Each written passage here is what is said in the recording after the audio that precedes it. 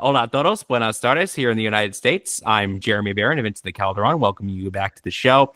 I'm joined by my friend in Madrid, Ricky Menendez. We've got a lot on the agenda today. Coming up, we have an exclusive conversation with Ruairidh Barlow, the editor of Football España. But first, we have the end of the league season to talk about. Atlético ending the year on a high note, a thumping 4-0 win at Montilivi against Girona. Ricky, where are you at with this team? Another season finishing third. Are you happy? Are you content? Are you upset? Where are you at? I mean, it probably feels much better than the expectation that we had walking into the league. And at the same time, it feels worse than what we thought halfway through the league. So if you are part of the fan base that got their hopes really, really, really high, it feels a little deflating this end of season. I tend to be pessimistic about the outcome of these tight championships, especially because you're fighting against two powerhouses, and they steamrolled through the second parts of the championship. I'm overall happy. I think that Atlético underperformed in the final stretch, with some notable exceptions, one of which was the last match, which is great because it leaves the team having a good taste in that last match. And I think it's a good way to create a positive atmosphere as the team gears up for the summer competition that's coming up, thinking that it can either be a flop or it can be completely spectacular. So with that hope that it goes on the spectacular side, I'm looking forward to the competition coming up. I think it's going to be one or the other. It's either going to be just a spectacular failure or a spectacular success. I don't think there is middle ground here. On the topic of the Club World Cup, we're seeing a lot of transfer business get sped up this summer. The rumors are always flying thick and fast, Ricky, but we're seeing actual deals concluded very early in the window this year. Mm-hmm. There's a kind of an extraordinary transfer window that is opening up on June 1st, and it runs through the 10th. The competition starts on the 15th against Paris Saint-Germain at the Rose Bowl in Pasadena, California. So we've already seen a team like Real Madrid, for example. We love talking about Real Madrid on this podcast. Yeah, but always from the negative. It's like you're going to get this one of these two narratives. You know that Real Madrid press and Barcelona press does this a lot also, but I mean we're dealing with Real Madrid in this case because of the Club World Cup. Real Madrid is going to either hype up the competition because of all the new names that are coming in, but if things go south, if the new players don't gel, if the results don't come, if the team has a subpar performance, expect Real Madrid to again downplay the competition as it did with the Super Cup, as it did with the Champions League when they were out, saying that the real championship that year was going to be the Copa del Rey of all the tournaments. So one they always forget about and don't talk about. They always do. They hate the Copa del Rey. Let's remember the next time someone in the comment section starts typing, I think Simeone should compete for titles. Let me give them a wish list. 60 million euros for Hausen, 12 million euros for Arnold, and I think that they've paid like the premium price for getting him early. So those like the signing bonus was like 20 to 30 million euros, and then they paid 10 on top of that to Liverpool to get him early. So we're already close to the 90 million. It's 80 to 90 million. Getting a new coach, 7 million euro. And other players, the expectation, 40, 50 extra million down the line, just for the next competition, which is supposed to be a glorified summer tournament. If it goes wrong for them. If it goes right for them, it's the best competition ever. This is why Atlético Madrid has to compete against every single season. The valuation of the rivals in the league is just incredible.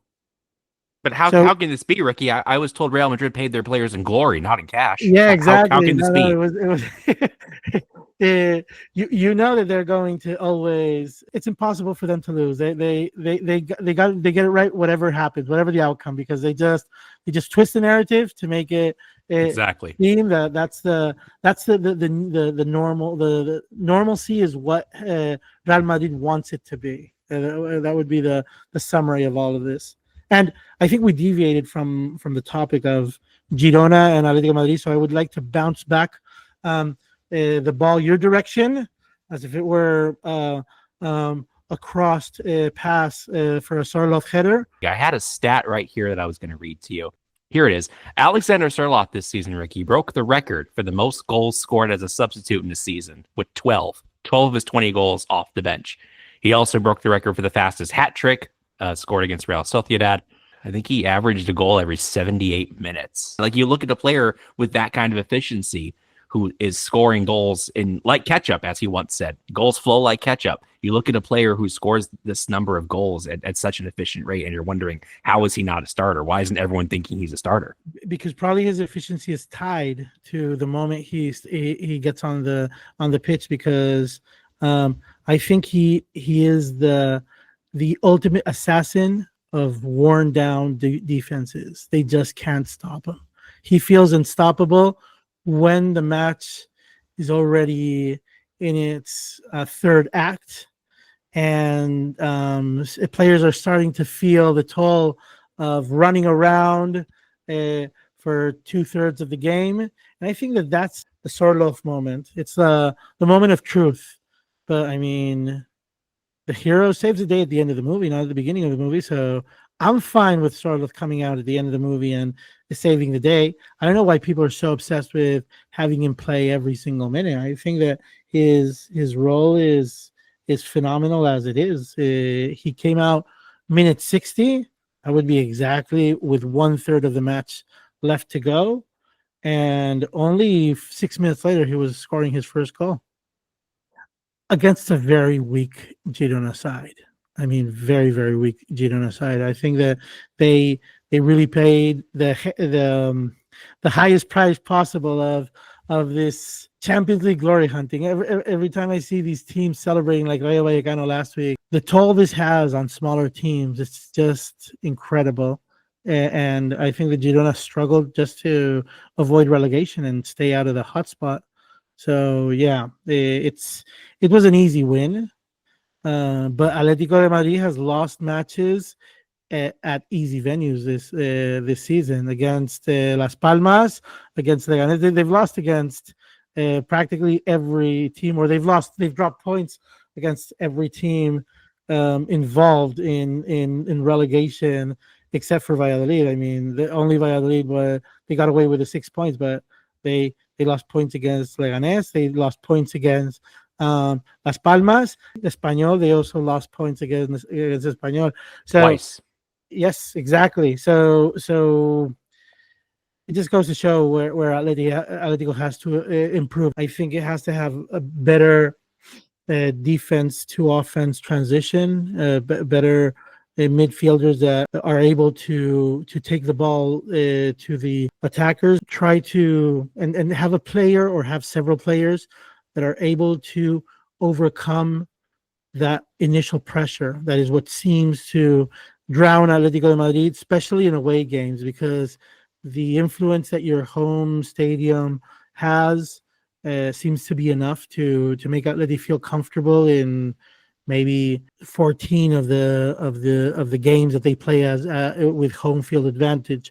It's more about the away games. So how do we solve that away game syndrome that Atlético de Madrid has? If they score a goal, they just sit back and wait, and they normally get bad news in the process, or they just don't go for the match. They don't go for the goal, and the game just lingers. And we see that even though Atlético Madrid has come away with some very impressive last-minute wins, and I'm thinking of, for example, the Athletic Bilbao very last-minute win this season, it does leave a double-sided feeling. Like, you have this extremely crappy game and very, very poor performance with an incredible result that is what counts at the end for the statistics. But if the symptoms are there for too long, it just doesn't hold. That's where Atlético Madrid has to improve. You were talking to me about those market opportunities that are opening now for Atlético Madrid.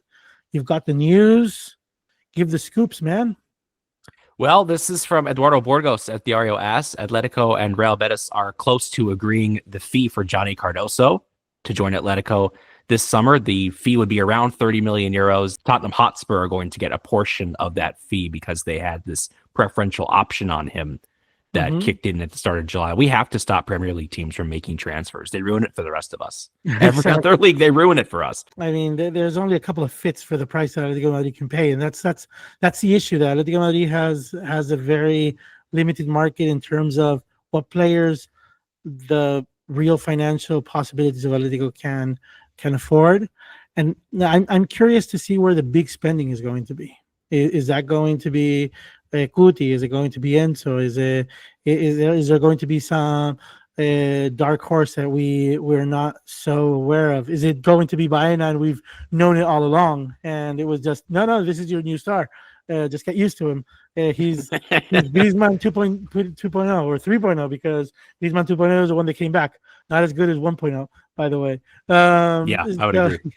So right now it's a moment of uncertainty, especially because we know how lazy Atlético Madrid has been, or at least how they've behaved as a lazy club, getting all their work done very, very last minute, barely making it to the finish line of signing players, always looking for the leftovers from other teams' signings. You just can't afford these late August signings this season, especially with Atlético Madrid having this once in every 4-year opportunity of playing this competition that is going to allow, I think, for a special spree or atmosphere of spending that I think wouldn't be around in a normal season. I just think that they're going to hop onto this opportunity to spend a little bit more. And I'm curious to see what that little bit more is and when it happens, because, as you said, there's this extraordinary transfer window that's going to be very interesting to see. We've already talked about some of their problem areas. The defense has Lenglet played his last match scoring a goal for Atlético Madrid? I don't know right now if that would be a possibility. Have we seen the last, or are we seeing the last of many other players that I think we have? Rodrigo Riquelme, who is a very valued player by many teams, and I think that when Atlético Madrid goes to that negotiation tables, there's going to be more than one team that is going to be interested in knocking on the door and saying, how about an exchange of players or linking the two operations together? We saw that come to fruition with the Joao Felix operation, suddenly bringing a player to Atletico that I don't think was in the cards for Atletico to have Gallagher at first. I don't think it was a name that was there at first, and it just made sense once the Samu Morodian drama unfolded and it turned into the perfect opportunity to dump Joao Felix somewhere and get something in exchange. And it's been a good operation. Do you think that Conor Gallagher is a player that's going to be in Atletico 2-3 seasons from now, or do you think that his stint is going to be as short-lived as, for example, Kieran Trippier? I still miss Trippier. It was such a bummer that he left, and the way that he left for a cut rate. We haven't had a player of his quality since. But to the question about Gallagher is a tough one, because that was a profile that Andrea Berta, the former sporting director, really valued. It's not one that Carlos Bucero, the current director of football, was so involved in. Bucero wanted Javi Guerra from Valencia. Yeah, Javi Guerra is an awesome young midfielder. I would love for him to play at Atletico. Gallagher's situation is a little bit different from some others in the squad and some of the players that we're going to talk about in a moment here, because next year is a World Cup year, and he has recently kind of fallen down the pecking order for the England national team. Gallagher has spoken about how happy he is to be in Madrid. He likes living in the city. He likes playing for Atletico. He likes working under Simeone, but his role hasn't always been defined.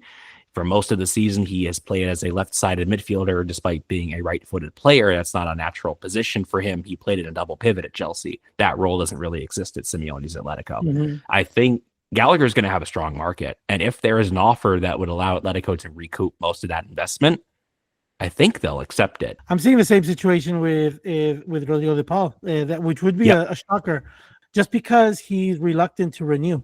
And that reluctancy, I think it's going to be his undoing if he wants to remain at Atletico.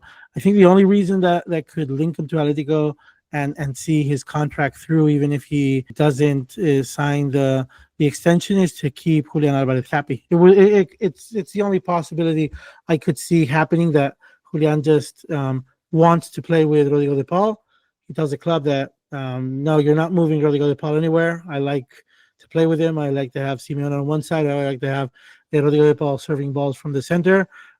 Keep him on, and everybody's going to say, okay, we accept that. Well, this segues into something that we wanted to talk about. We were talking during the week about the influence of certain Atletico players who have been linked with moves away, or there's been a lot of debate about, oh, this player should stay, oh, this player should not stay. I want to talk to you about the points per match in La Liga when these Atletico players play, Ricky. We've seen a lot of criticism for Clement Lenglet this season, understandably, but when he plays, Atletico averaged 2.39 points per match. That is the highest total among all outfield players in the team. You know who's right behind him? Rodrigo Riquelme at 2.13 points per match. It beats logic. It beats logic because you would say the two players that are probably closest to being replaced, except the ones that have expiring contracts, are probably these two guys. Lenglet's on a loan. I had zero hope in Lenglet being a useful signing at all, and I'm so surprised at how well he's played within his limitations as a player. And it is true that he's gone through some physical trials, trying to come back from injuries, and he just wasn't himself. And maybe we're seeing the return of the Lenglet that made Barcelona open their checkbook and pay a ton of money to Sevilla, which is what turned him into such a financial liability for Barcelona in the first place. And we've seen players in this situation before. We've seen Griezmann in this situation, Lemar in this situation.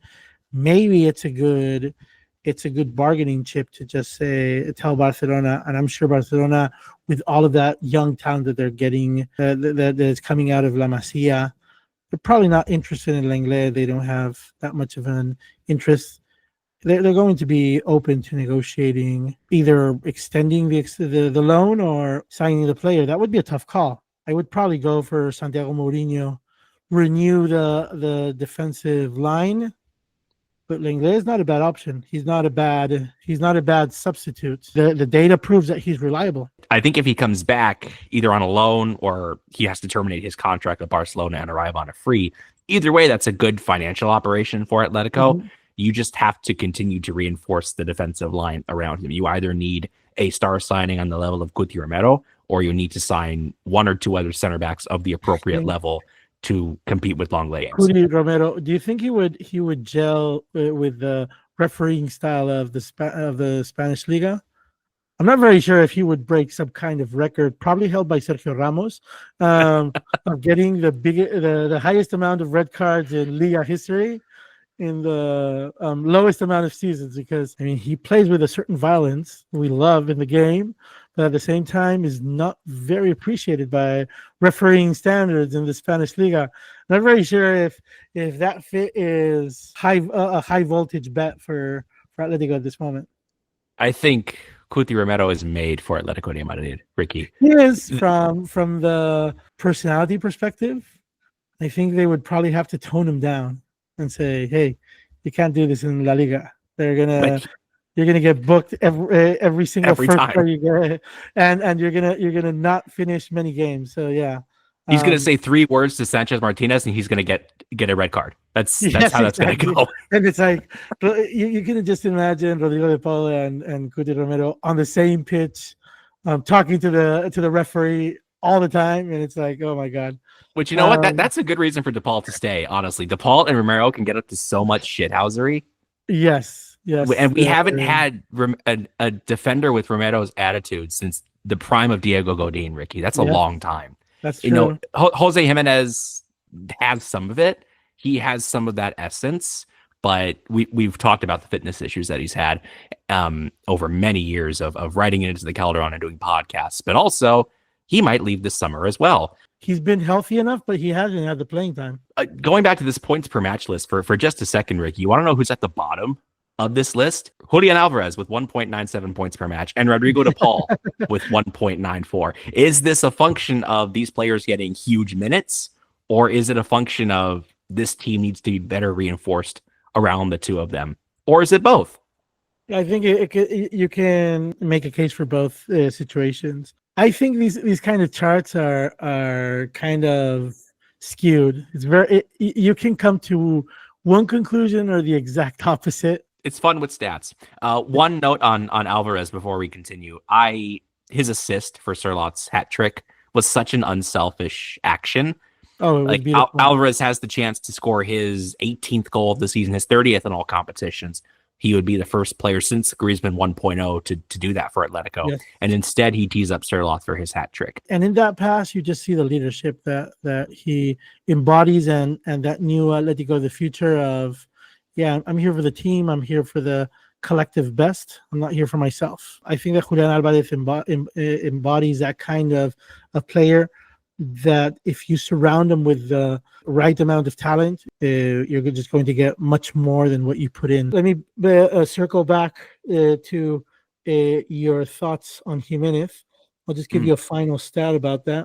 He's been unable to break his record of match play per season, which is a very, very disappointing 28 games. That's a maximum amount of games that he's been able to play. And this season, he's played 27. And he's only played more than 25 games on 3 occasions. On his second season and on the 2 of the last 3 seasons. So is it time for Jimenez to go? I love the guy. And I've always been a strong advocate of having him stay, but I don't know. I don't know if it's best for him, if it's best for the club, if it's best for everyone to just part ways. That's a really tough call. I'm really happy I don't have to make that call. Yeah, me too. It's like the Correa situation. I would keep Correa forever. I mean, I would have Correa walking around in a cane, just having a few minutes at the end of the game. He's 75 years old. Exactly, he's got a walker with like tennis balls on the bottoms, and he's just tapping it in. Whenever he does one of these impossible things, and 2 minutes later, he just fumbles a really, really easy ball, and you're just like, what the hell is wrong with this player? It's always he's able of the best and the worst in the same game, and it's just that's part of the magic that he brings to the table. With Jimenez, it's the leadership and the character. I just can never get enough of that hot-blooded presence on the field. And we love our Uruguayans here. You know, we have such a strong history. Diego Forlan, Diego Godin, Luis Suarez for 2 years, and now Jimenez, Diego Alonso, of course. Yes, helped us return from Segunda. Arrested when Atlético Madrid got promoted from Segunda División because he was watching the game with a 17-year-old Fernando Torres, and they decided to go to Neptuno when they were mathematically promoted because that season was so disappointing that we didn't even get promoted during match time. It was because of Nastic's result, I think. Nastic was the team involved. So they went to Neptuno, and it was the traffic was not cut off, and they decided to get into the fountain. And it was Fernando Torres, 17 years old, Diego Alonso, I don't remember what other players, maybe Fernando Correa or something like that. There were a few players involved there. As you can see, some Uruguayan names. Petete Correa is another good example. A patrol car stopped because they were like, they sort of had some units around Neptuno so nobody would try to get into the fountain because they were expecting maybe some crazy Atletico fan is going to want to get into the fountain in the middle of the night, and the police officer wanted to arrest Fernando Torres, and Diego Alonso just pushed him into the fountain, and they ran away. Increíble. Yes, That's yes. awesome. And there's some What a great pictures of story. that night of how they were celebrating in Neptuno. Yeah, it's a funny Yeah, thing. I'll have to find those pictures and find some way to include them in future clips or future episodes. Oh, that's amazing. One more graphic to talk about, and then we're going to get into our exclusive talk with Ruairidh Barlow. Average goals per game when each Atletico player is on the pitch. At the very bottom of the list, Ricky, is someone who's taken a lot of criticism over the past Oh couple my of years. God. And that's Nahuel Molina. He's become He's a kind of the collective meme. This poor he's become a kid. meme. Yeah. 1.07 goals when he is on the pitch for Atlético de Madrid. You know who else is at the bottom of this list is Antoine Griezmann, 1.46 goals. That's the first player in this list that feels like it's a symptom of something else. Griezmann used to cover all the team's deficiencies, and now the team is exposing his. It's sad to see. He's gone from being the ultimate solution, the ultimate plumber to all of Atletico's problems, to being the ultimate liability. Yeah, I think Griezmann is it's a delicate place with Griezmann because we're at the top of that list. What do you think about that? The very top of that list with 3.33 goals per game when he's on the pitch is one Thomas Lemar. I hope the sports directors have a look at this list and say, "Oh my God, yes, please." That would be a great signing for us." There's been a lot of comedy surrounding the fact that there was news published of Liverpool being interested in Nahuel Molina. Saying they're chasing the wrong Argentinian. It's like they came for Argentina, but they got the name wrong. It's like, so it's like the kid has gone through a lot. He's been very patient. Stan has not always been nice to him. There's been some boos, which is always an unfortunate thing. He's had significant ups and downs, and I don't know if that has to do more with the sports side or with the mentality side. And that does sometimes play a very important factor in these situations. I can think of a ton of players that seem to be perfect fits on paper, and when they started to wear the jersey, it was just too big for them, and they just felt a little bit crushed under the pressure. That seems to be part of the problem here. I don't know if he has confidence issues. He's a World Cup winner. You would have the but so is Thomas Lemar. I mean, you would have the expectation that he would rise above any pressure created by the stands or by the weight of history or by the expectations. But he's received a lot of confidence from Simeone, but not that much. He hasn't yielded the expected results, I think. Molina isn't just a World Cup winner with Argentina. He's been their starting right back for the last 3 years. Lemar was a substitute for France. Molina is entrenched as a national team starter alongside DePaul and Alvarez and Cuti Romero. Molina, I think, is a clear case of he needs to change scenery. Griezmann's case is a little more delicate, Ricky. He came back to the club after that very ill-advised move to Barcelona and became our all-time top scorer. What do you do with Griezmann now? Is it time for him to say goodbye and go to MLS, or is there a role for him next year?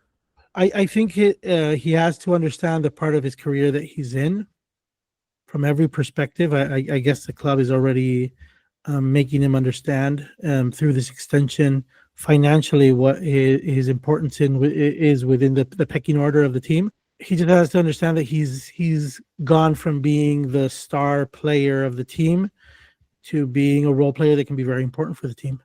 And if he understands that transition, I think he can sunset his career as an Atletico player as something big and go out with a bang, or at least try to go out with a bang and have a very competitive season or last 2 seasons. I'm counting that he's part of the Simeone's core players that he just doesn't want to move on from, and that's going to maintain his status quo within the team. But besides that, I would say he has to understand that his best games as an Atletico player have probably already been played, and he just has to be as useful for the team as he can, and try to fulfill that new role that, for example, Koke has understood perfectly well. And if Koke can understand that role, I think Griezmann can too. Just a matter of how they protect and how they extend this legacy. And if they're able to close it with a golden page, that would be phenomenal. Maybe a big title to end their tenure as Atletico players. I can see them going hand in hand if Atletico is able to win something big over the next season or 2 seasons. Like we're talking about a league title, we're talking about a Champions League. Even that would be just the best way to go into the sunset, but you can't keep chasing it. There comes a point where you have to recognize that what is best for the team, what is best for the collective, what is best for the shirt might be you move on. And I think from a squad planning point of view, I think it would probably be a mistake to have both Koke and Griezmann in the squad next year. I think you have to pick one or the other, and I'm picking Koke. So you're saying that the time is here and now. This is not the Would first. rip up that extension that they just signed. Well, have they actually signed it? I didn't know if it was confirmed or not. I mean, what they've actually done is they've kicked the can down the road. I'm just guessing he's going to make the same money, which is great for Atletico's financial books, right? Because now he has has 50% of the impact on the accounting. That helps. So he's doing the club a favor from the financial standpoint, and he's just getting an extra season in. It's either we terminate now or we push this down the road 2 seasons and you stay on board and we're happy with you, but we can't pay you that much. We're thinking about paying you half as much over 2 seasons. After that stint in Barcelona, which was an incredible money grab operation for him, he got his bag, as they say in American sports. He got his money, and now it's just time to worry about his legacy. And it's probably more significant to him than getting paid this much or that much. Moving to Los Angeles, which seems to be the destination of choice for him. I really don't know how signings work in the MLS yet, because players get to pick their team and have it preset for them several seasons in advance. Man, I live here and I don't know how it works. Exactly. I don't pay attention to it. It's something with the designated player rule and some general allocation money. These are just buzzwords I'm throwing out at this point. I know the terms. I don't know exactly how applicable they are. You promise you're not making this up as you go. I'm not making it up. No. Well, we are going to take a short break, and when we come back, I will be talking to Ruairidh Barlow of Football España. Don't go anywhere.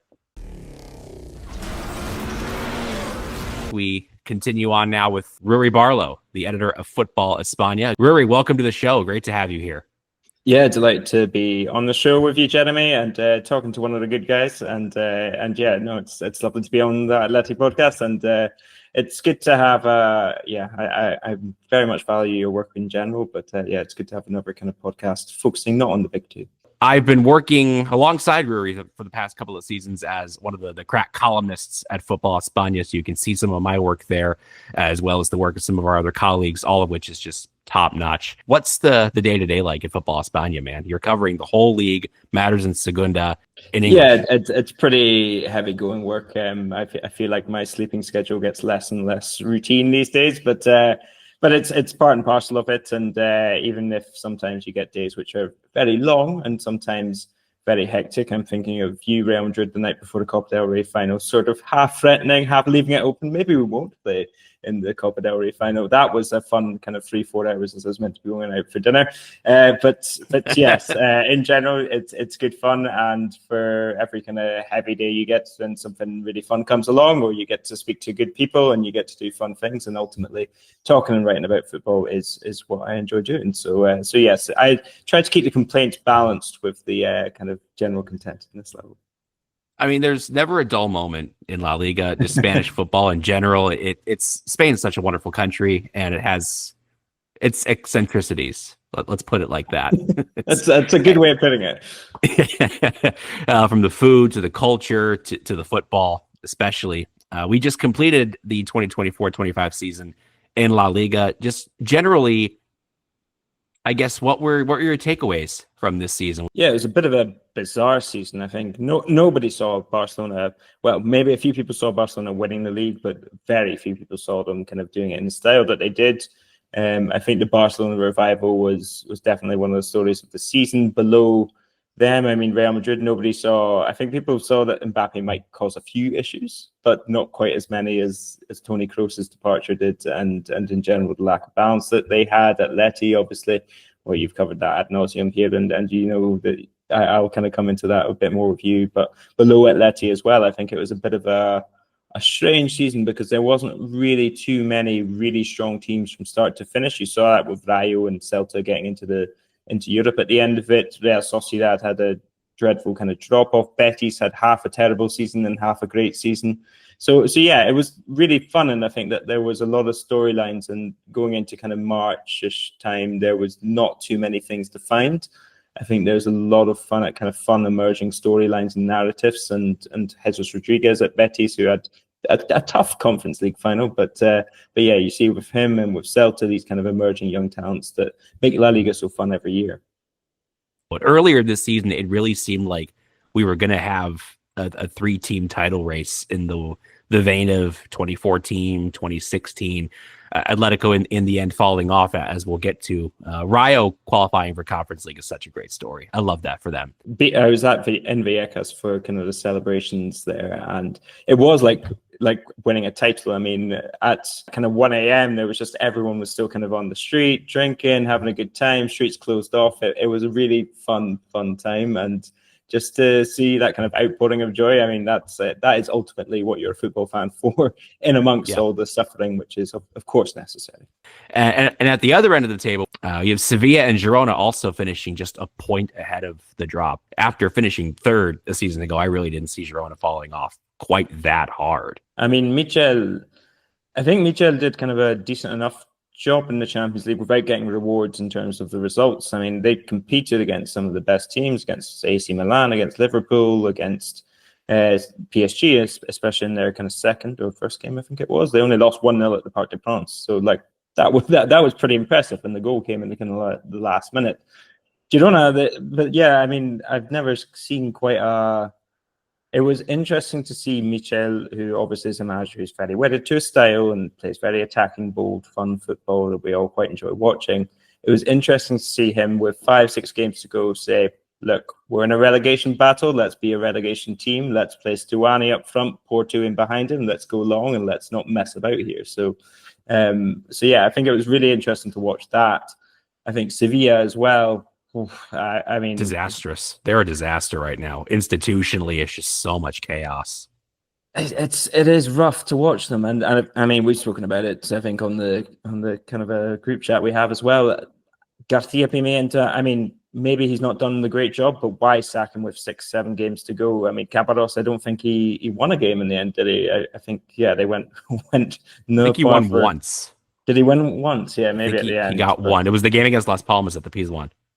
Yes, well, that'll do it. But yeah, I mean, they were in real trouble. And if Leganés, who missed an open goal in the 95th minute with about 4 games to go, if they had won that game, Sevilla would have been in deep trouble. But yeah, Sevilla are such a mess that it's like every time they have a chance to kind of make the right decision, it seems like they take a left turn. And now, I mean, they're trying to make signings while also trying to decide where to sack their sporting director, Victor Horta, who I don't think has done a great job, but you could have done this a month ago, I think. So yeah, it's a bit of a mess, and I don't really see how they sort themselves out quickly, because every summer now, it's given their wage bill, they need to sell their best players still. So unless they have a really good academy generation and they're really smart in the market, which they've not been for 5-6 years now, there's just no way it gets fixed. The chaos that is enveloping Sevilla and has been for the past, let's say, 24 months or so. This is Atletico if Simeone leaves before the current ownership is ready to cash out. And I think, yeah, to that point, I mean, I think Atleti are so hard to assess, because you look at them and it's, right, okay, third place is the bare minimum, but it's also the maximum you can really demand, as opposed to have an ambition to kind of challenge for the title. That's one thing, but to demand of Simeone, that's the only thing you can really demand of him, given the kind of wage structures and given what you've got.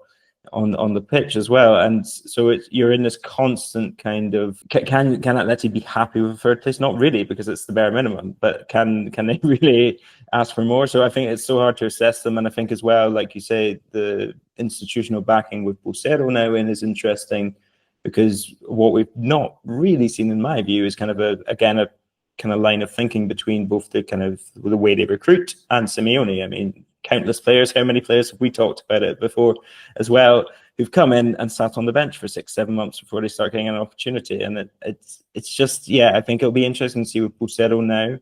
I think he will have to be really in line with Simeone, or I think maybe that will be the kind of thing that takes Simeone out of the club eventually, because I mean the criticism won't stop unless they win a major trophy.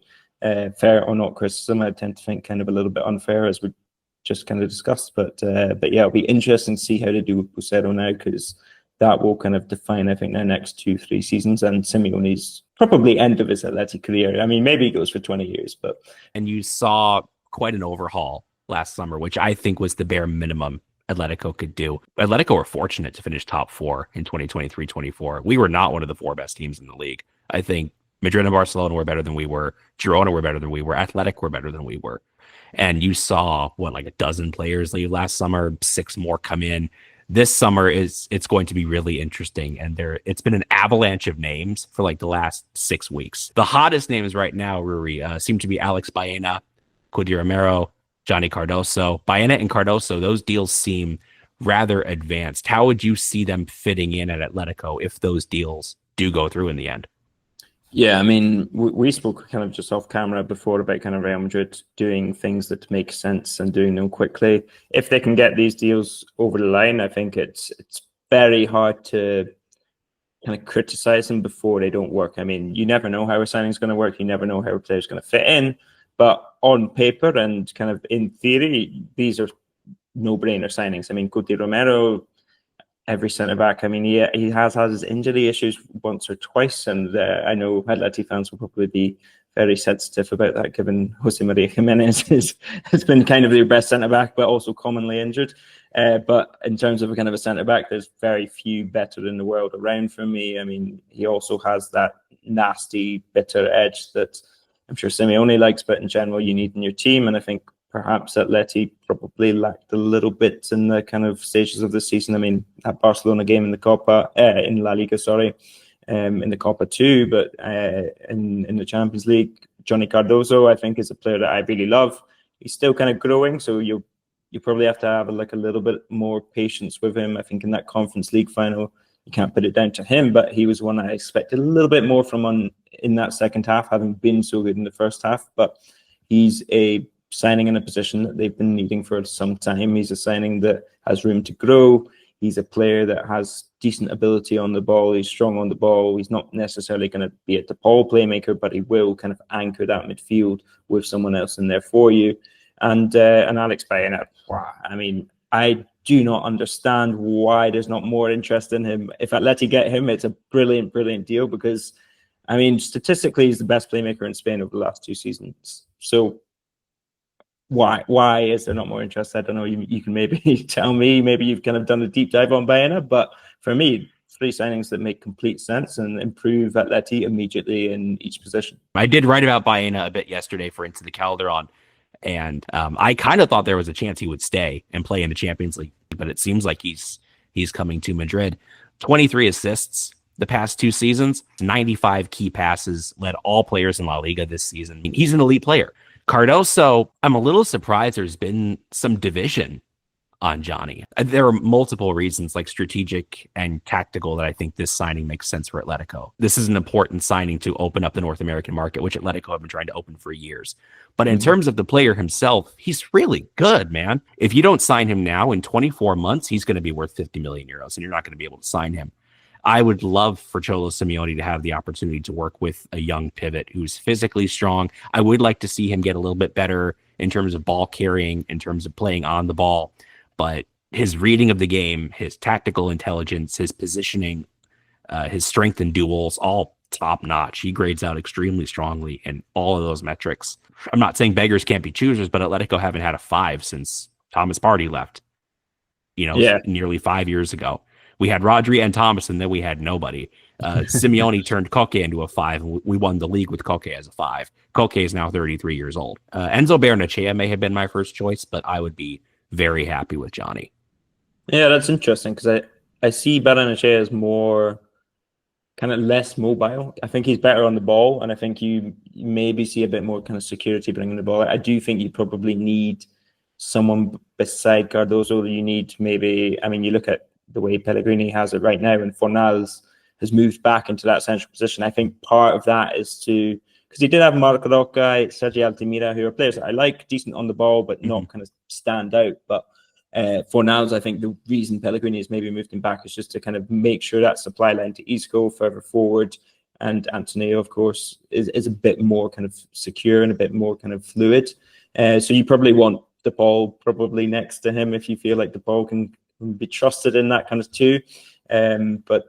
But yeah, I think again, like you say, it's a bit of a no-brainer signing. You never know how a player's going to respond to that kind of step up. But I mean, you look at his performances against Real Madrid, against Barcelona, and against Atleti, of course, and particularly the Benito Villamarín. He was brilliant that night.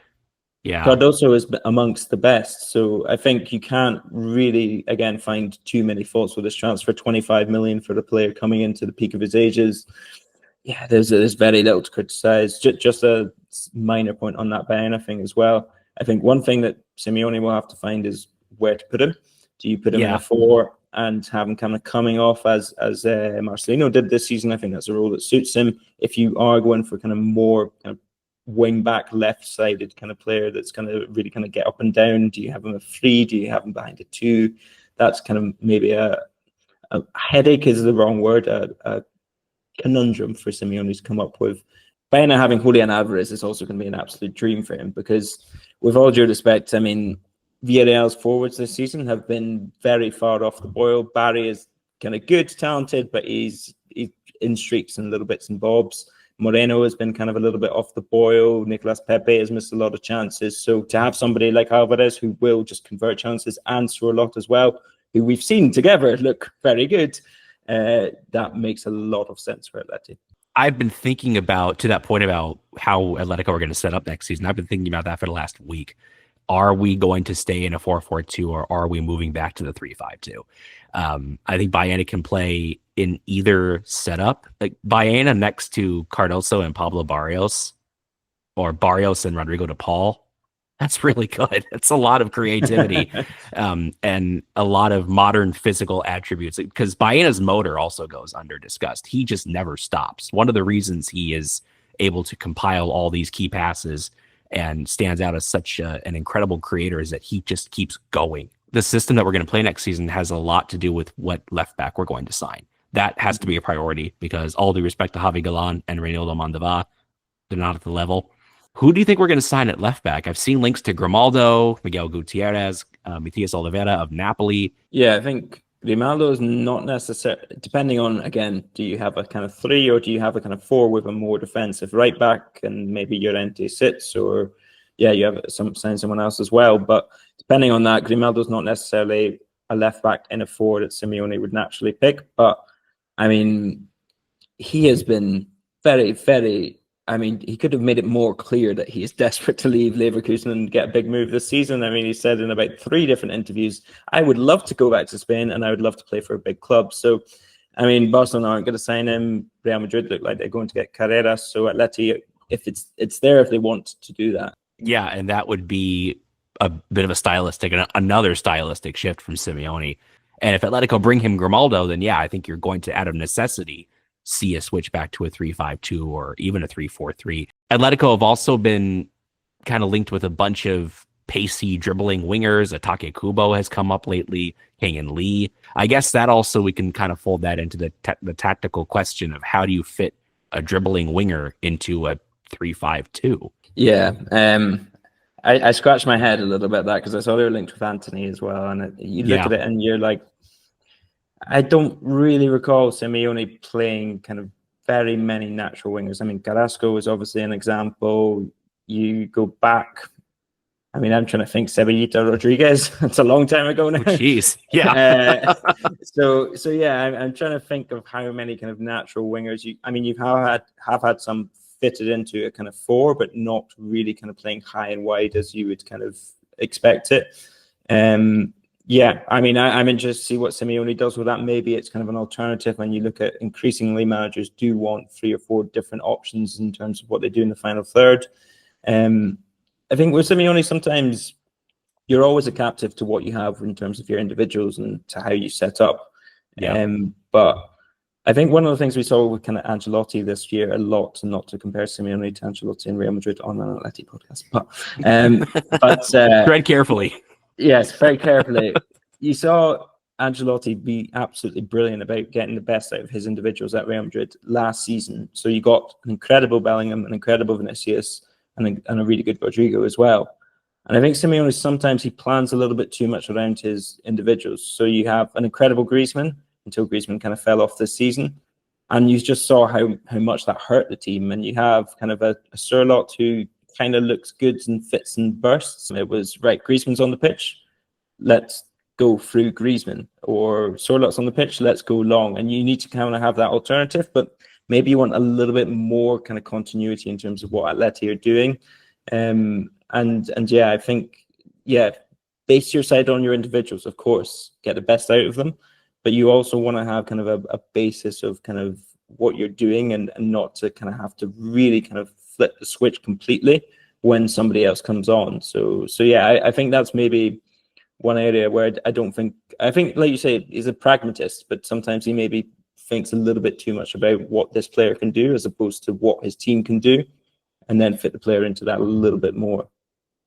Yeah, Cholo was guilty of that several times this season. There were a number of games where he made a triple sub at halftime, and it destabilizes the team. It destabilizes the collective. It completely changes the game plan. And to that point about continuity and forging that collective strength through continuity, it's going to be difficult with the number of changes that are coming in defense this season. We already talked about Romero. Ordinarily, I wouldn't tout spending 50 million plus on a center back, but I think Romero is an exception. I think he's a player of genuine world-class ability. I think he instantly becomes one of the 3 best defenders in the league if he comes. But you have Azpilicueta out of contract, Witsel out of contract, Reinildo out of contract. You're making these changes out of necessity. Clement Longley, who knows if he's going to be here next season or not. If he is, I think he should be a backup. He's like the French Mario Hermoso. I already watched Hermoso for 5 years. I know what you mean. I know what you mean. I mean, Lenglet, I think he's one of those defenders that looks really good when a team's defending very well. And when they're not defending so well, he really kind of shows up in a big way, especially against big teams, which is, I mean, that happened this season. He's really good for 3/4 of the season. And then if you stick him into an adverse situation against a big team, he struggles. So yeah, Romero is the complete opposite of that. And I think as well, with a Romero in there, you get a better, who knows if Jimenez probably stays, I assume, but I don't know. There was a story today in Marca. Yeah, it's 50-50, I think, or even less. He's got the major offer from Saudi Arabia. Apparently, he's into his 30s now. There are a bunch of players who fit in that category of, I don't know, we'll see. DePaul is another one. Yeah, absolutely. And I think a difficult decision because, again, you're probably reconfiguring things because having built a lot of your midfield this season around DePaul and what he can do, you're asking different things. But I guess in that sense, Baena, I think, is, if you are to sell DePaul, Baena is a pretty good person to have in your team next. Yeah. But yeah, just on that backline as well, I was, again, with Sørloth, Limmerman, just to come back to the idea of kind of really consensus thinking here, guys. I mean, why would they sign for so much money when they weren't guaranteed starters? I think you want options, of course, but Sørloth is 29. If you're going to invest that much in him, I think you probably want a starting forward out of him. So yeah, maybe Griezmann goes or is set for the secondary role this season, and it makes a lot more sense this season. But yeah, again, you want to see kind of consensus thinking. I think Lenormand will look a lot better alongside Cuti Romero as opposed to alongside Lenglet, especially. But yeah, Lenormand for me is someone you put beside somebody who's really, really good, and he kind of looks good and doesn't make too many mistakes. But I think when he's asked to be the kind of leader of that back line, I think he struggles a little bit more. And yeah, I was surprised that he was kind of the one that they moved for last summer. If you're going to move for one, I think if you have him with someone else really good, he makes a lot of sense. But yeah, asking him to be the kind of flag bearer of that defense for me was a curious choice. It's difficult to analyze for me later on in season because of the head injury. I think that really did condition a lot of what happened to him this year. I do expect better things from him in his second season in Madrid. With Sirlot, I was going to ask your thoughts on him. 20 goals this season. What the most efficient scorer in the league. A new record for goals off the bench. And yet there is no consensus around him as a starter. I think with Sirlot, in theory, he should make a really good pairing with Julian Alvarez. But honestly, they worked, but it wasn't like I was blown away with the kind of link up between those two. So maybe that's what Simeone was kind of looking at and saying, look, I mean, I know Griezmann's out of form, but in theory, those two do have a bit more of a relationship. I think in terms of attributes and contrast, if you're going to have a front two, Julian Alvarez and Sirlot do make a lot of sense. But so often you saw Atleti defend with one up as opposed to two up. And so I wonder if maybe he doesn't want to drop Alvarez because he knows that Alvarez is great at hold-up play, actually. I mean, despite his size, I mean, he's really good at getting the ball, keeping it, or going in behind and causing issues for the defense. Sirlot, I think you couldn't have asked any more from him in the minutes he's had. He did have one or two chances in big games, but ultimately did very well in the minutes he had. But if he didn't think it was an answer this season, I don't know what necessarily makes us think that he will be the answer next season, unless, again, Griezmann takes a kind of step back and that's kind of a permanent shift, I guess. Which, if Griezmann stays, I would expect it to happen. I know there's been some doubt and some discourse online about Griezmann's future. Koke transitioned to a secondary role this season. Why can't Griezmann? You know, our all-time appearances holder and our all-time goal scorer coming off the bench. I mean, you can debate whether it's a mistake to have both of them in the team next year when you need to regenerate, I guess, need to get younger. But Atletico are going to make younger signings. You know, Baena is about to turn 24. Cardoso is about to turn 24. Cuti Romero is just turned 27. There's a little lack of clarity outside of that. The players Atletico may or may not sign, but it's going to be an interesting summer, man. You're going to have no shortage of stuff to write on Football España. No shortage of articles. That much is true. There never is a shortage, but yes, there might be an overload this summer. Ruairidh Barlow, ladies and gentlemen. Ruairidh, where can our listeners find you and your work? Pleasure to be on, Jeremy. Thank you very much. You can find me at Ruairidh Barlow, RURI Barlow on Twitter or Blue Sky as well, and footballespaña.net, football-españa.net is the website, and that's where you'll find plenty of good writing, including Jeremy's own finest work in our column section. Cannot recommend Football España enough. Ruairidh, thank you so much for hopping on the show. It was wonderful to talk to you, as ever. Absolute delight, Jeremy. Cheers. We're back, and it's time now for this week's History Corner segment. Ricky, you have a doozy for us today concerning some old Puma shirts that Atletico once wore. Yeah, we've had this conversation in the making. This is one of the crazy stories that are so made in Spain that you couldn't make this up. I don't know why there isn't a Netflix movie about this, because it's just taken out of a textbook of how to run a scam operation. It's not exactly illegal, but it's a really weird situation. So there's this company. Let me explain this. Go for it. It's Studio 2000. What's it called? Studio 2000. Okay. Studio 2000. That was a brand established in Spain, let's say around the 1950s. So this brand is run by two brothers, Vicente and Fermín Bernat Vico. And these guys are from Alicante, I think. They have one of their offices in Orense Street in Madrid. Orense is like very, very close to Santiago Bernabéu, just to make everybody understand. But everybody will see what I have in my hands in a second. I was just checking the label. So around 1950, these people, these two brothers, open a brand, and they decide we're going to make clothes. So they start making clothes, and they, after a couple of trips to Germany, they say, you know what we liked in Germany? We liked Adidas and we liked Puma, which happened to belong to two brothers also, Adidas and Puma. They belong to the same family. So they kind of did the operation the other way around. They trademarked, they copyrighted the names Adidas and Puma in Spain.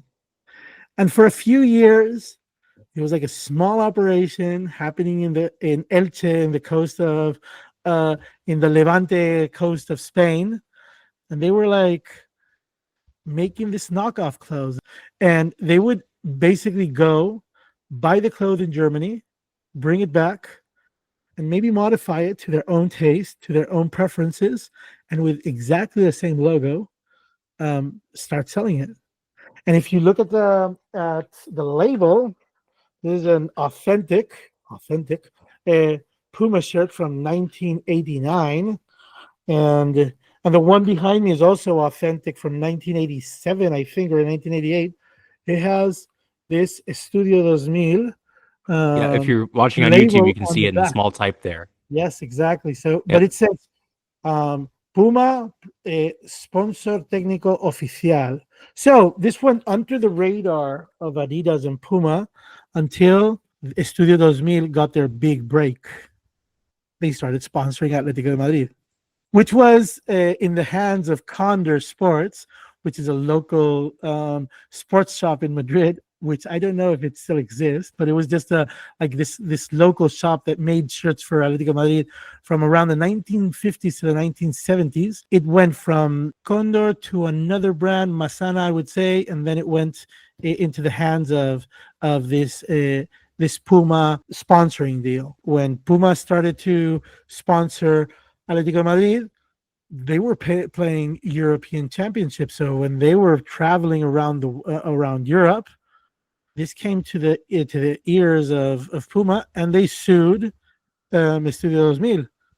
And the Spanish authorities said, "I'm sorry, you can't do anything about this. This is copyrighted in Spain, and there's no European umbrella for this. This is way before Spain was part of the European Union. They had to go and copyright their brand in all the territories where they wanted to do business. So other companies were allowed to do this. Basically, Puma couldn't sell Puma in Spain. And all of the Puma designs, which were made in Germany, were very successfully sold and were on the backs of the sorts of Paolo Futre, for example, playing international matches, among other places in Germany, with a Puma shirt that did not belong to Puma. So these are fraudulent shirts. Years of fraudulent shirts. So what happened? Basically, Adidas just rebought the rights to their brand. They wanted nothing of this. They just said, "How much is this going to cost? Give me a number." They got a number. Sue. You can't go through the courts. Yeah, I mean, it was an out of court agreement. They just paid the very talented Beren and Ricky brothers for the right to sell Adidas clothes. Puma tried to play it in a different manner. So they landed in Spain, and for a short while, there were two Puma brands. You could buy the real German Puma that could not use their own name in Spain, so they had to call their own brand Dazzler Puma. And the other Puma with exactly the same logo. So they were on display in the same sports shop, but they did not have the rights to sponsor Atlético Madrid. So what they did in 1990 was settle, and they gave a license to the Beren and Ricky brothers for 15 years that expired in 2010. And Puma regained control of the brand and has been the real Puma ever since. So we've only had authentic Puma here in Spain. Long after Atlético Madrid dropped Puma, moved to Reebok, and then ended up with a Nike agreement. So if Atlético ever wears Puma clothes, it's not going to be the same company. It's not going to be the same sponsor. Let me show you a couple of these jerseys. I showed you another one the other day. This is a real shirt, the away shirt. It's like the classic away shirt.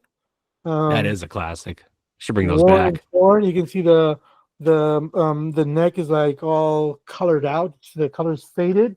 And this is the one I showed you the other day, but like a close-up. This is a replica, but it's an exact replica. I mean, they've gone through excruciating details. It's a very expensive replica of the fake real Puma shirt from the 80s. You know what I mean. This is the one Angel Correa wore the other day. And After the Betis game with the Marbella sponsor on the front.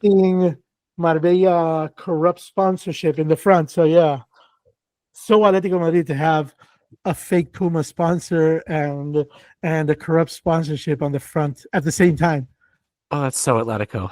That's one of the most Atletico stories, man. But Atlético Madrid, in fact, wasn't affected at all.